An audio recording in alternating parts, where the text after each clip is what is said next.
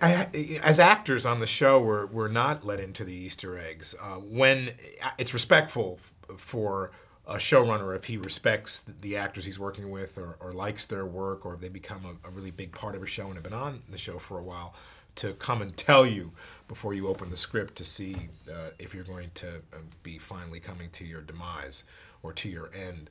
And so around after Box Cutter, I had a couple of episodes off, and I knew I would, because after you do something so reprehensible, so out of character in a way, up until 401 and Box Cutter, you never saw Gus do anything.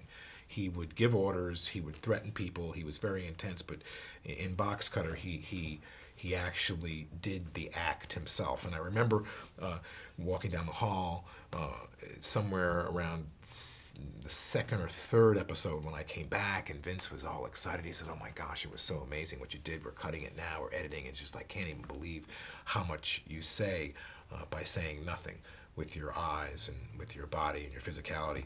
And it was somewhere around episode 4 where someone came to me. I was shooting, and they said, "Vince would love to talk to you in his office." And I went, in his office, okay. I don't like that.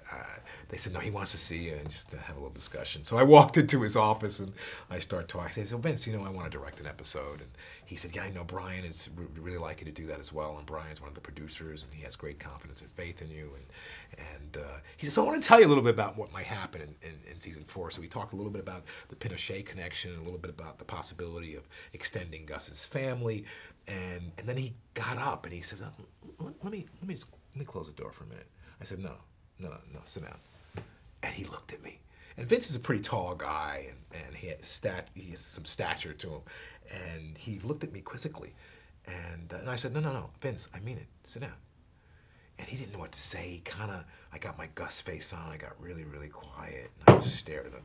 And so he got up again, and I said, no, I'm not kidding. Sit down. And he kind of chuckled a little bit. And finally, I let him close the door, and he sat down. He said, "So, we really, really love you here." And his voice started to crack. And he said, he started to tell me about my demise. And I said, "Look," he said, "how do you think that should happen?" And I said to him, "Whatever it is, it has to be very, very intense and very, very big. You got to go big with it.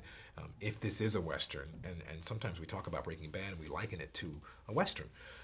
It is that contemporary Western on television, and the town is too small for both Gustavo and Walt. Then someone does have to go, but you have to do it in a very, very big and very extravagant way that we've never seen on television before. So then we entered the conversation of what that might be, and I'm really grateful to have worked with Vince Gilligan, because he is such a collaborator, and he does get his ideas from actors, and he does get his idea from the family of filmmakers that make the show, and that's what makes it so good.